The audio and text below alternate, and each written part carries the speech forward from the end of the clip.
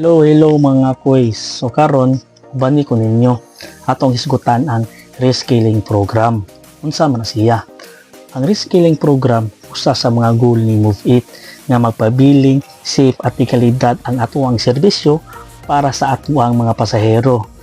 Ug masiguro nato nga ang atuang mga kuya biker na adunay kaalam sa pagmaneho sa ilang mga motor ug pagmintinar niini. So, ang pangutana kanusa kaha. So karon magsugod ni siya August 7. Ang nakanindot pagyud kay kita tanan mo agi jud og reskilling. Apil na ang mga mayor, PC mayor, tanan-tanan mga membro apil na itong mga solo rider, wala gyud ikyas sa atuang reskilling. So unsaon na to paghibaw nga atuan ang schedule? Una, i-check jud inyong Move It driver app sa inyong notification. Pakita mo na sa pinakakilid. Unya i-click to siya, unya paghuman i-click tong reskilling, unya ang nakanindot pwede mo makabuot sa inyong kaugalingon nga schedule. So wala na mo ikarason nga di mo ka-attend kay kamo ang nipili ana. Unya ug katong wa pa ma-notify or wa pa gisindi, so huwat-huwat lang mo kay dili ta angay mabalaka kay kita gyud tanan moagi niini.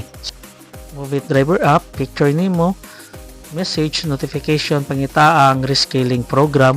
Pagkahuman magpa-schedule dito, i-click na siya. Unya moadto dayon ka sa Google Form, i-fill up lang dito kung unsa schedule nga ganahan nimo.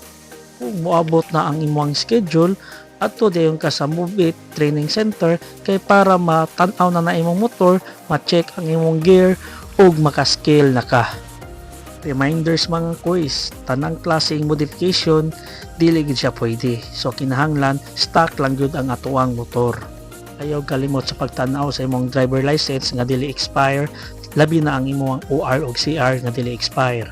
Kung dili nakapangalan nimo, dapat na kay valid ID o tulo ka pirma, authorization or deed of sale. Sa pag-check sa motor, dapat na high beam o low beam o signal light sa wala o signal light sa tuo.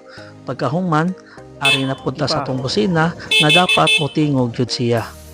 Apil niini ang imuhang side mirror na sakto gud sa palad sa atong kamot kay kung gamay na siya di gyud na siya madawat. Brake light ug tail light dapat musiga gyud. Stock na tambutso, dili operado, unya atong ligid dapat dili hilis ug standard ang iyang size. Dapat naka-uniform good kung moadto sa training center kay amo ang i-check ang inyong mga gear sama sa Move It nga vest, Move It long sleeve, Move It nga helmet sa pasahero. Dapat nakasapatos kay bawal ang Crocs, unya bawal ang short, dapat nakakarsonis ka. Sa pag-check sa mga gears nato, dapat presentable gyud, labi na imong vest, imong jersey ug labaw sa tanan ang imong helmet. Kung nahuman nakagpa-check sa imong motor o sa gears nimo, pwede na ka mo skills. Pagkahuman, mo-orient ka og balik. Pagkahuman, imo dayong ihatag imo ang reskilling form ngadto sa ato ang FL para ma-validate ni siya. Og reminders lang, og dili ka makatunga sa imong gihatag nga schedule, mahimong ma-deactivate ang imong Move It driver app. Siguraduha nga naka-schedule na ka. O paghuwat sa confirmation message sa imong schedule, usa mo adto sa training center. Sunda ang imong gipili nga schedule, bawal walk-in sa venue. Mahimong masuspenso imong account basta dili ka motunga.